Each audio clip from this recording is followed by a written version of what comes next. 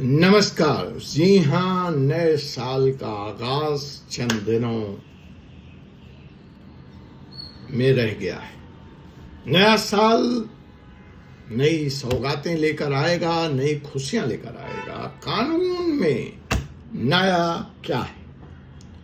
तो साहब, कानून में नए साल आने से पहले नया आ गया है और वह है Indian labour code. Indian labour code में क्या तब्दीलियां हैं, कैसे यह आपको प्रभावित करने जा रहा है, आप अगर एम्प्लॉयर हैं तो भी और आप अगर एम्प्लॉई हैं तो भी। तो पहली बात जो है कि अब एम्प्लॉयर को नौकरी छोड़ने वालों को 2 दिन के अंदर फुल एंड फाइनल सेटलमेंट देना होगा। न्यू लेबर लॉ 2024 क्या कहता है?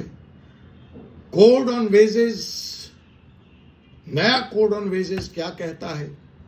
इन सारी बातों को आज हम अपने इस वीडियो में जानेंगे, समझेंगे। तो जी हाँ, मैं हूं एडवोकेट डॉक्टर अजय कुमार पांडे और इस वक्त आप देख रहे हैं 4C सुप्रीम लॉ पार्टनर का कानूनी चैनल।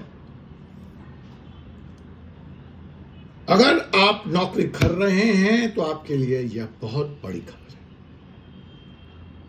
या आपने अभी अभी नौकरी बदली है तो यह वीडियो आपके लिए गेम चेंजर साबित होने जा रहा है।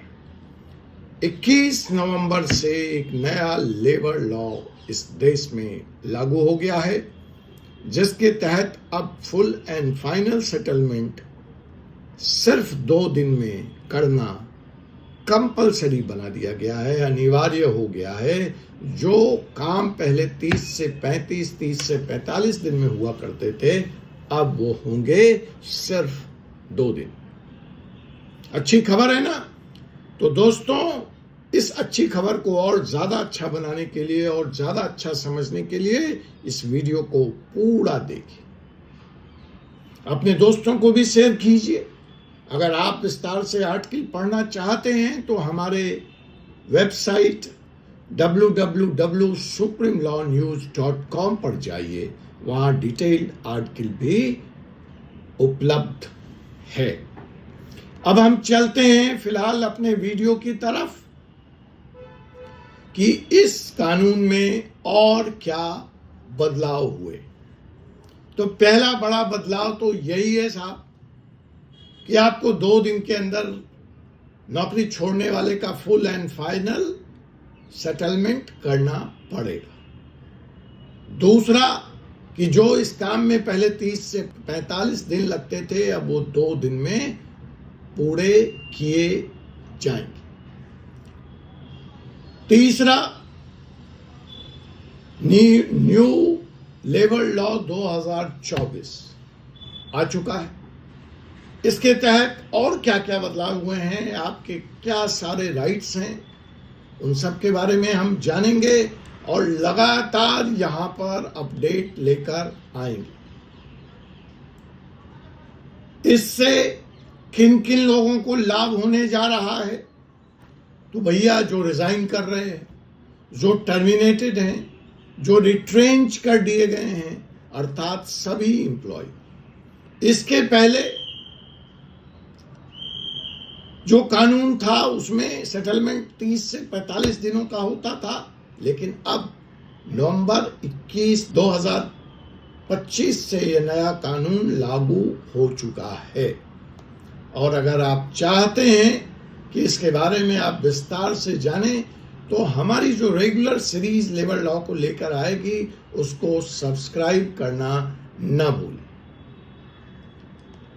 देखिए, हम इस विषय पर समग्र जानकारी एक छोटे से वीडियो में तो उपलब्ध नहीं करा सकते, लेकिन अगर आप जानना चाहते हैं कि ये गेम चेंजिंग अमेंडमेंट्स क्या है, कोड ऑन वेजेस 2019 क्या है, एम्प्लॉयर्स के लिए full and final settlement 2 working days के तहत क्या समस्या पैदा करने जा रहा है, संभव भी है या नहीं है,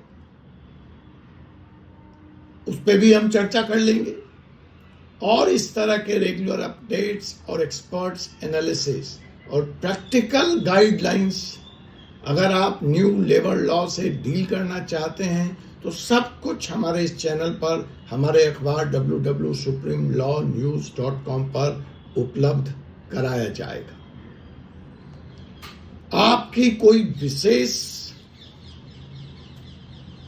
जानकारी हो, आप कोई विशेष इस संदर्भ में चीजें मुझसे चाहते हैं तो आप मुझे कमेंट में बताएं, हम आपको उसका जवाब देने का पूरा प्रयास करेंगे।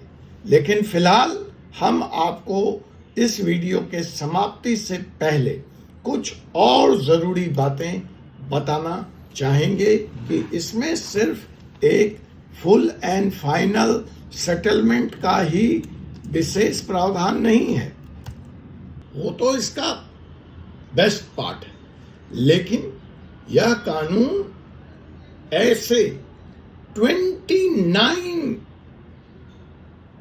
कानूनों को समाप्त भी करता है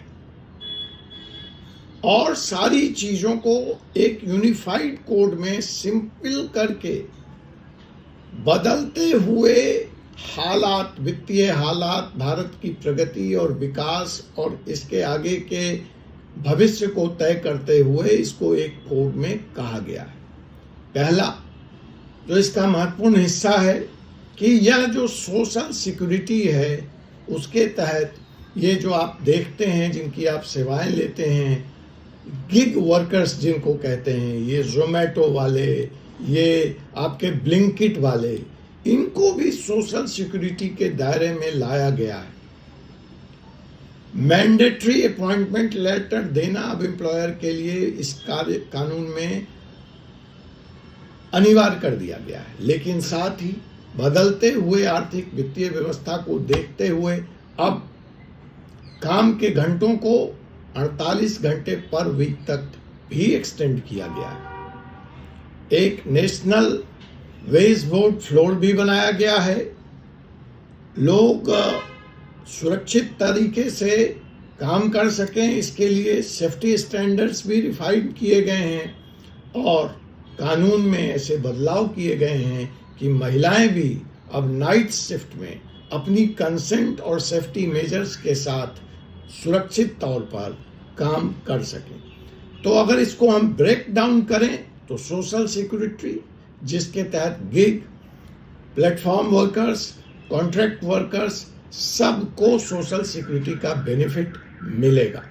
mandatory appointment letters, all workers will receive appointment letters which will clearly state their job details, wages and other terms.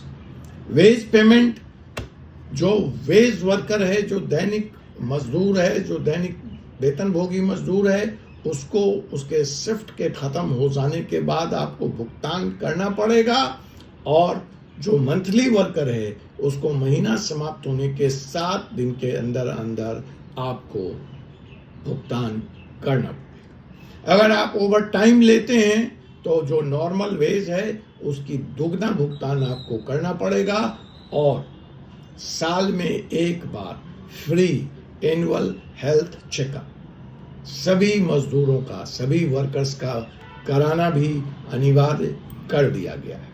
Working hours 48 घंटे का होगा with daily limit of 8 to 12 hours, अर्थात अब एम्प्लॉयर अपने एम्प्लॉय से 12 घंटे तक काम ले सकते हैं।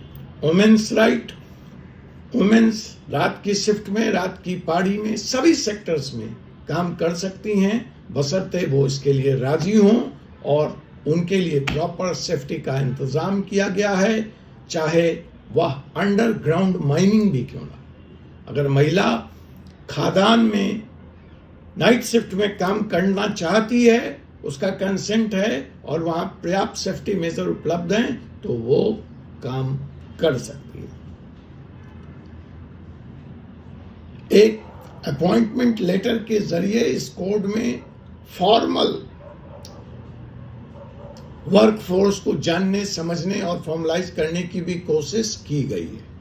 एक मिनिमम वेजेस भी तय किया गया है। National floor wage has been stabilise कि चाहे वह देश के किसी भूभाग पे रहने वाला मजदूर हो, काम करने वाला मजदूर हो, उसको एक मिनिमम वेजेस मिलेगा जो कि नेशनल फ्लोर वेज बोर्ड पे डिस्प्ले है, ताकि वह जीवन की मूलभूत जरूरतों को, सुविधाओं को उपयोग कर सके। विक्टिम कंपनसेशन, ये बहुत जरूरी है कि कोर्ट अब can direct up to 50% of the fines to be paid as compensation to victims of their family। 50% तक का आदेश अब कोर्ट फाइन्स का विक्टिम के फैमिली को देने का आदेश पारित कर सकती है। ये तो बात हो गई मजदूरों के हक और हकूक के हिसाब से। अगर हम एम्प्लॉयर्स की बात करें तो उनके ऊपर क्या नई जिम्मेवारियां आई हैं, तो उसको देख लेते हैं कि कंप्लायंसेस कड़े किए गए हैं, सख्त किए गए हैं और आसान भी किए गए हैं कि बजाय अलग अलग एक्ट में कंप्लाई करने के, रजिस्ट्रेशन करने के, अब एम्प्लॉयर एक सिंगल रजिस्ट्रेशन और सिंगल रिटर्न सिस्टम में जाकर रजिस्टर्ड कर सकते हैं और इस तरह से बहुत सारे छोटे छोटे कंप्लायंसेस को हटा दिया गया है, जटिल प्रक्रिया को आसान बनाया गया है।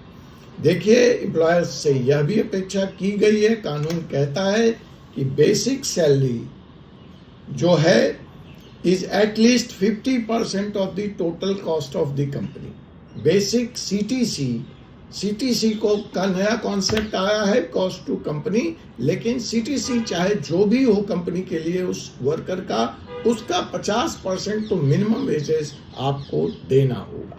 सोशल सिक्योरिटी कंट्रीब्यूशन, जो ये प्लेटफॉर्म हैं उबर, ओला, जोमेटो, ब्लिंकिट, स्विगी, तो भैया ये सब जो हैं सोशल सिक्योरिटी के दायरे में लाए गए हैं और यहाँ पे ये जो प्लेटफॉर्म हैं उनको 1% से 2% अपने टर्नओवर का सोशल सिक्योरिटी फंड में कंट्रीब्यूट करना होगा और या अलग से एक डेडिकेटेड फंड का निर्माण करना होगा जिसके तहत सोशल सिक्योरिटी, सामाजिक सुरक्षा इन गिग वर्कर्स के लिए भी सुनिश्चित की जा सके। जो अक्सर मजदूरों के विवाद होते हैं, यूनियनिज्म है, और जो एम्प्लॉयर्स के साथ इंडस्ट्री में, खास करके जो बड़े इंडस्ट्रीज हैं वहाँ जो विवाद होते हैं, मारुति जैसी घटनाएं आपको याद होंगी, गुरुग्राम में बहुत सारे ऐसी घटनाएं, उनको भी न्यू कोड के माध्यम से एड्रेस करने का प्रयास किया गया है। और जो डिस्प्यूट है, इंडस्ट्रियल डिस्प्यूट है, उसमें मध्यस्थता, रिजोल्यूशन को प्राथमिकता दी गई है और उसके पूरे प्रोसेस को फास्टर और स्ट्रीमलाइन किया गया है।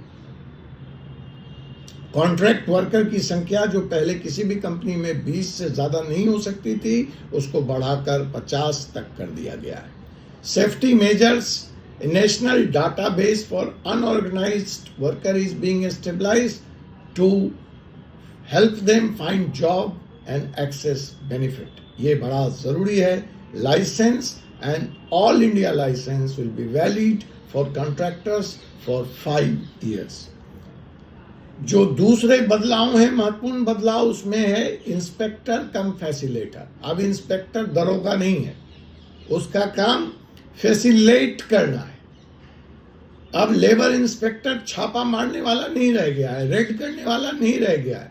उसका रोल गाइडेंस और कंप्लायंस सपोर्ट कैसे हो, यह सुनिश्चित करना सुनिश्चित किया गया है। डिजिटाइजेशन पे जोर है, सारे रिकॉर्ड्स को अब आपको डिजिटल फॉर्म में रखना पड़ेगा ताकि इफिशियंसी सुनिश्चित।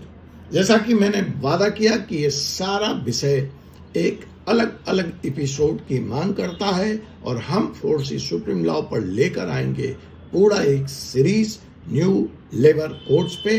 तब तक के लिए मुझे एडवोकेट डॉक्टर अजय कुमार पांडे को अनुमति दीजिए।